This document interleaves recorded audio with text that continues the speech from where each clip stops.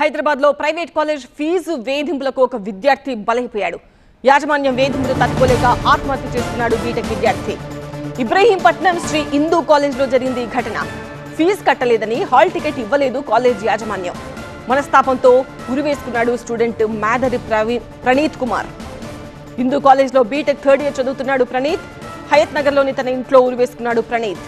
Fee విషయంలో కృష్ణమూర్తి అనే వ్యక్తి బెదిరించినట్టు ప్రణీత్ తండ్రి ఆరోపిస్తున్నారు. కేసు నమోదు చేశారు హయత్ నగర్ పోలీసులు.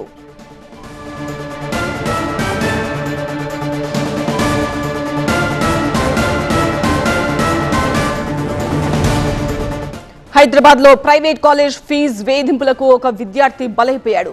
యాజమాన్యం వేధింపులు భరించలేక బీటెక్ విద్యార్థి ఆత్మహత్య చేసుకున్నాడు. ఇబ్రహీంపట్నం శ్రీ హిందూ కాలేజ్లో జరిగింది ఈ ఘటన. ఫీజు కట్టలేదని హాల్ టికెట్ ఇవ్వలేదు కాలేజ్ యాజమాన్యం. మనస్తాపంతో స్టూడెంట్ మాదరి ప్రణీత్ కుమార్ ఉరివేసుకుని చనిపోయాడు. హిందూ కాలేజ్లో బీటెక్ థర్డ్ ఇయర్ చదువుతున్నాడు ప్రణీత్. హయత్ నగర్లోని తన ఇంట్లో ఉరివేసుకున్నాడు ప్రణీత్. ఫీజు విషయంలో కృష్ణమూర్తి అనే వ్యక్తి బెదిరించినట్టు ప్రణీత్ తండ్రి ఆరోపిస్తున్నారు. కేసు నమోదు చేశారు హయత్ నగర్ పోలీసులు.